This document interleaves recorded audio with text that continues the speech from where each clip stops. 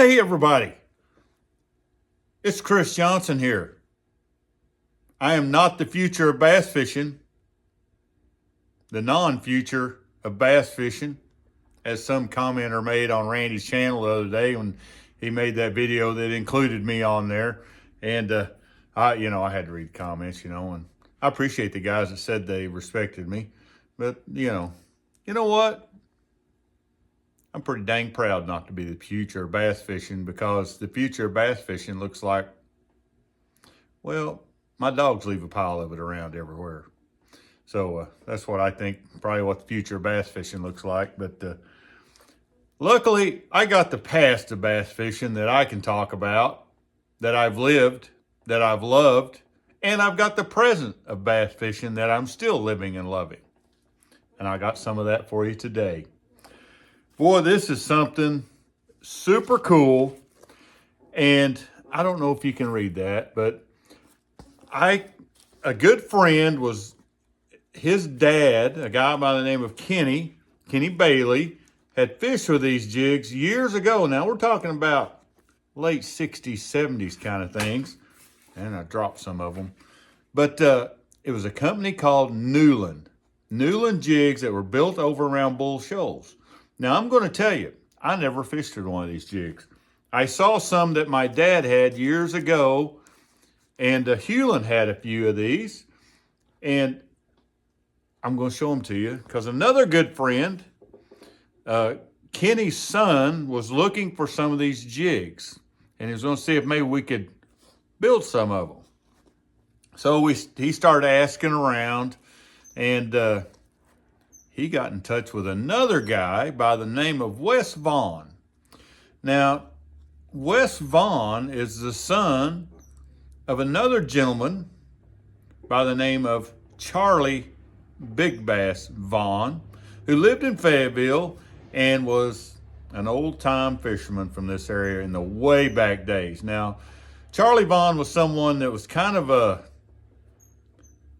he was known for catching big bass in this area on Beaver Lake and Bull Shoals. And even as a small child, I think I might have got to meet him a couple times. He had a battery store down in Fayetteville. It's still there, that Wes still operates. And Wes is a great friend of mine. He supports me on the tournament trail with batteries. I'm thankful to know this family, even though I never knew his dad, Charlie, that well. But Clay Bailey, Kenny's son, had talked to Wes and asked him if maybe he might have some of these old jigs. And lo and behold, Wes got to digging around some of his dad's old stuff, and he found a few cards of these old Nuland jigs. Now, they're very unique, and I'm going to show you one out of the package here in a minute, but I want to show you some in the package. These were very popular back in the day, and some of you probably may have heard of these old jigs. But this was called a Sam Welch jig. So I don't know Sam Welch. If anybody knows the story behind Sam Welch and why this jig was named after him, I would absolutely love to hear the story. So I'm stoked about these old packages. I mean, look at these old header cards, the way they were made. This thing is like a foot by foot, and these were half-ounce jigs on this card. But is that not the coolest thing ever? There you can see the Sam Welch, that funny-looking fish on there. I'm going to get another one here. I'm going to bend over. I dropped one on the floor. Now, these were in the bottom of an old kind of like possum box or something that Wes's dad had. Look at that. A little later, it must have had color. These some half-ounce brown and orange ones. Look at those old things. Now, this is when jig fishing was starting here. So this is a smaller size that was on more of a standard, what you'd call a header card. But like some little quarter-ounce looking ones here, it looks like. There's an old green one that was on a torn-off card. But a lot of effort gone in, little orange on there and everything. It's really cool. Now, these are old. Now, I had some spinnerbaits too, but I'm going to talk about the jigs first. Now, you know, this is the early days of bucktail jigs right here. I'm trying to get where you can see the whole jig. I'm holding on to the hook. I want you to look at this head. Now, is that not... I really think this may have been prior to the Arky jig, because this is a really great design. Little thin weed guard, bucktail, old bronze Shaughnessy hook. I'll keep getting out of the camera. Look at that. That is cool. That's a 1/2 ounce one. Now this is more like a 1/4 ounce one here, and still the same head design, kind of flat on top, concave on the bottom. I don't know. I mean, just look at this thing. There you can see it's kind of dish shaped. 90-degree eye, little old hook. This is a beautiful jig right here from the late 60s, 70s. A Nuland, Sam Welch jig. Are not the coolest thing ever? In that as well, he brought over a few spinnerbaits that were in there, which y'all know me and spinnerbaits. But this was a Nuland spinnerbait. Again, came on the big card, and they were carded on the big card. Man, fishing tackle was just, I love it. But look at the name. Sangle Spin. I'm going to throw me an old Sangle Spin. That's how we'd say it in Arkansas. An old Sangle Spin.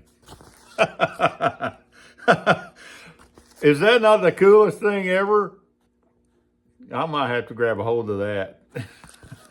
Old Sangle Spin right there. Some white ones. Got a weed guard on it. Old vinyl skirt. Short arm single spin. I didn't say it right, did I? Sangle Spin. Here's one out of the package, just real basic. I mean, look at it. A lot of effort went into these things. Kind of similar to the jig head, except it's a little more rounded on top. But super cool. Look at it, got a weed guard, old vinyl skirt. This is an old nighttime bait, I guarantee you, on Bull Shoals Lake. Probably tonight. We got a full moon in November. This would probably caught you a big old smallmouth bass on one of them old bluffs over there. That is cool stuff right there. Not the future of bass fishing, so they say. I don't know about you, but if you know anything about this company, the old Nuland company, if you know any history about it or know anybody that might want to share about it, I would love to hear some of the history. This is not one I know a lot about. Some companies I do, but I sure appreciate Wes bringing these by and letting me mess with them a little bit and talk about them a little bit. Man, there's so much history here. You know, I'm so lucky to live in Northwest Arkansas here. There's just the amount of history in the fishing world that has transpired right around me. It's just bewildering, you know. So into the Missouri area, this northwest corner of Arkansas, even over Oklahoma, when we start thinking about the Okie Buck spinnerbait, boy, right here, a lot has happened in the fishing world, and I love getting opportunities to talk about it a little bit, like right there. I wish I knew more about this company and everything, but going to see if I can't figure out more about it. Hope you enjoyed that, and hope to see you on the water soon. I've been fishing quite a bit here lately. Them fish are starting to bite. You better get out there. We'll catch y'all later.